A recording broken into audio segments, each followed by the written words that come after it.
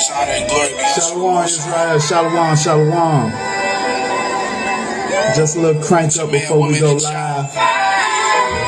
No poly, Make sure you no keep your eyes kingdom. on the one. Yeah, it's important that I be specific. The track record of the one from Nazareth is so prolific.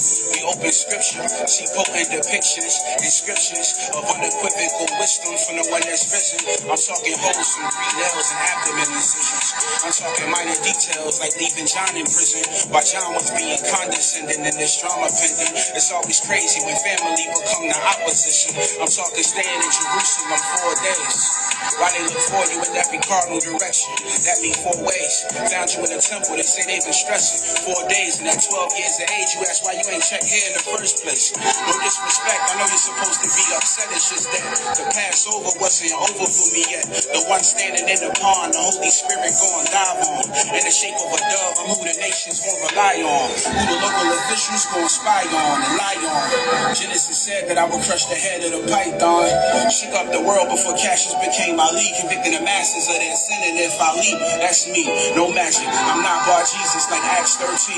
I'm Yahusha from Nazareth. I heal the sick and dodge the fame. My disciples love me, I serve people. It's not in vain. I know this life is ugly. I'ma bring beauty out of this pain. I calm storms, I feed people, I lead people to the feet of the true and living Elohim. I teach people, I meet people, kindly greet people, but I rebuke evil. Zacchaeus in that same tree I'ma hang from. Hey beloved, I see you, but it's not my time yet. Just like I told my brothers, I'ma stay in Galilee and let them go together.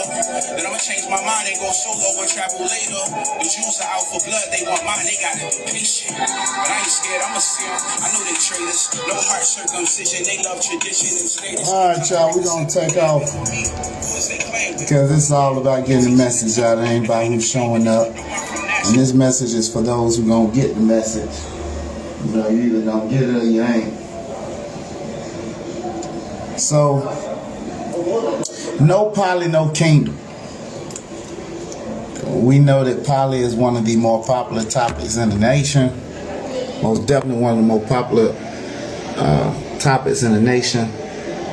And so, you know, I have my disagreements when it comes to the sisters already.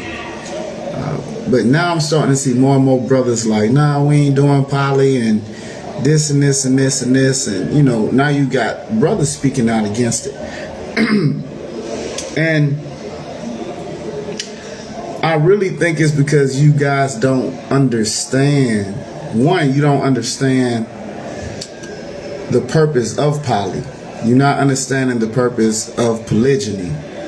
2, you have your own aspirations, or you aspire in the opposite direction than what Torah is giving you. I tell people all the time that the scriptures are a blueprint to rule this world.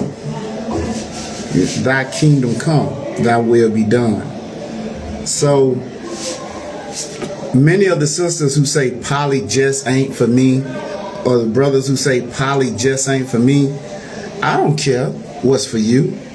What does the Most High have planned for you? Because Jonah, you know, he had things, he had his own plans, his own dreams.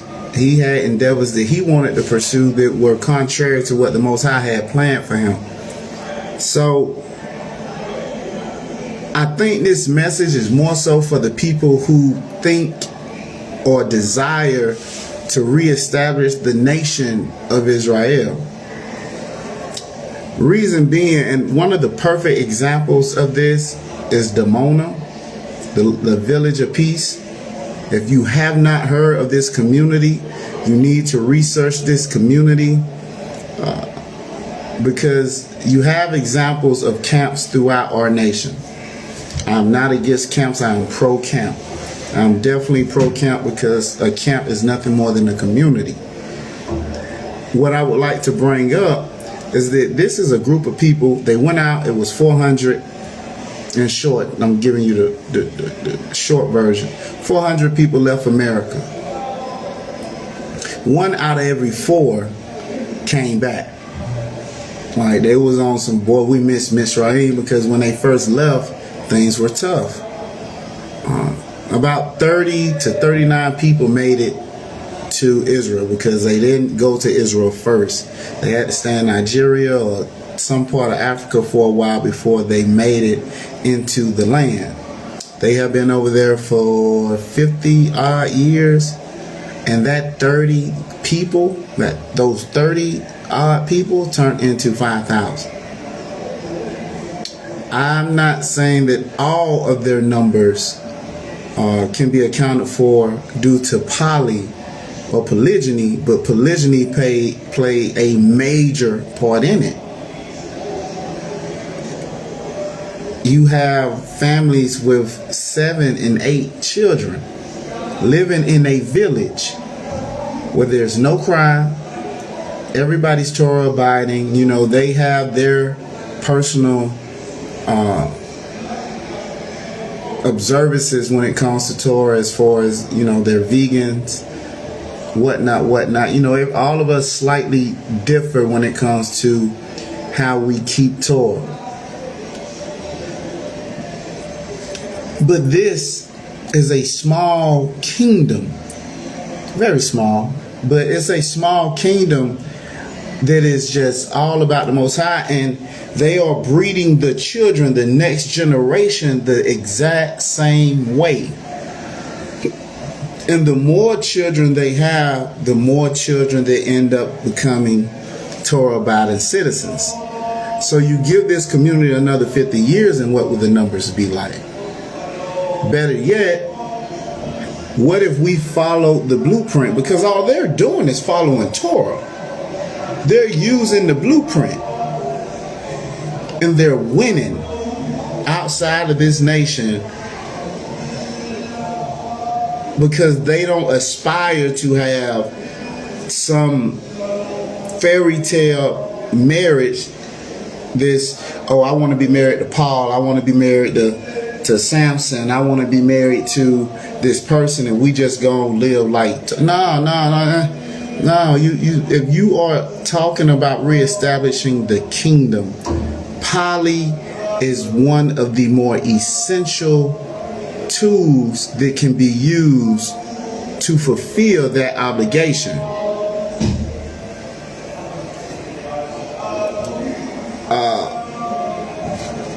Every child does not stay in the moment. Some of those children choose to leave. So, yet this has not hurt their numbers. This could hurt someone else's numbers.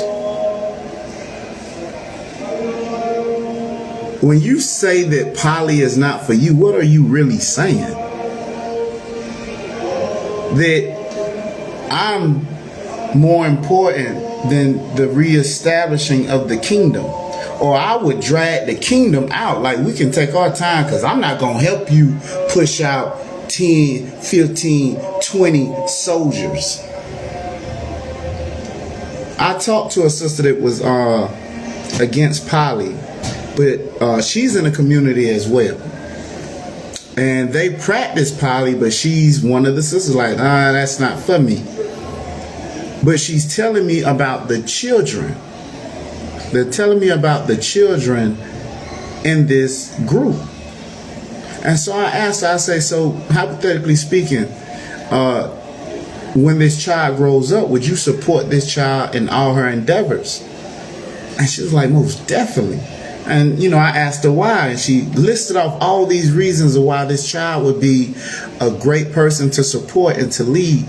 So there's a ranking system within the sisters, the sisterhood and the brotherhood, especially in a house where there's a marriage.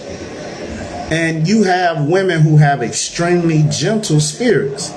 But we also know that Israel got some of them other women too that ain't too, you know, gentle. But they bring what they bring to the table. So if you have a house, and she's one of those more physically active sisters. So I told her, I say, so if she had a house and she needed you to keep the other sisters, you know, an enforcer outside of the husband when the husband's not away, you know, would you aid in a sister? And she took a different take on poly from that point on, because now you see that poly isn't about, you know, you feeling good. And that's all I just wanted to bring out. Like, and that's the same thing with the men. Like, what are you trying to do? Like, you can have 2 sons, and your chances, like, you could lose a son, and the other one, cause you could lose both of them. You could, and it doesn't have to be through death. But now, if you got 12, you know you got a better chance of pushing that generation on. Because all children ain't gonna turn out the way you want them. The whole purpose is to push Torah. And it's by the upbringing of the youth. That's why it's in the Shema, or the Shema, or the, you know, however you say it. However you say it, because I say Shema. But, well, I say Shema too, but I want you guys to remember that. It's not about what's for you. It's what's best for the kingdom. Because you cannot say that if it's a righteous man and righteous women that it's not good for the kingdom. It's going to be better for the kingdom. You take a righteous man and 5 righteous women, and they're raising 20 kids. I mean, in one generation, we have at least, if you only raise 50% of them successfully, we have 10 more Torah-abiding citizens that would duplicate what you have taught them and push the numbers, righteous numbers. And that's what this is about in the end. But I got to go. Y'all, peace and blessings.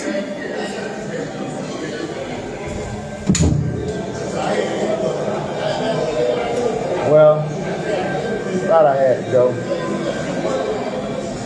I thought I had to go, guys. Guess not. Thought I heard a lot of commotion out there. But I guess that's not what that was. But that's for the men too. You know, stick to your guns, man. It ain't about having a whole bunch of women in your camps, or being afraid that you're going to run the wrong women, or run more of the women off with the poly thing. It's Torah. You're going to run off a lot of people. Anything that's in Torah is going to run off a lot of people. Many of the topics I speak on, I know they run off a lot of people. This is the early reign of Zion. You know, I don't know if I did a proper intro, but once again, we cranking up the early reign of Zion. For those who haven't heard from us in a while, we will be back. We are back in effect. The brother Abdiel will be coming through, sharing some more information with you. He was supposed to be on his live with me. I guess he got tied up.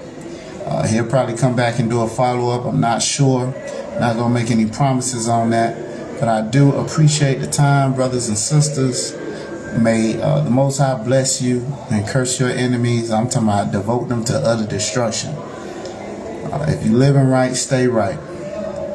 You know, some of us are kind of lukewarm right now. You know, let's get a little hot. Anybody want to address this situation, man? Leave some in the comments. I will get back to you. I do not debate. My faith is not up for debate. Word, shout out to Eshawn. No, we ain't doing that one.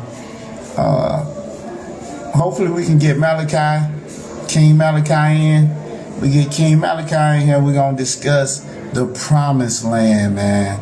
Where is it? Is it over here? Or is it over there? Or you know, somewhere else? But we will get Malachi York on there, who has some very, very high perspectives on that topic. Brought up some very nice insight on it.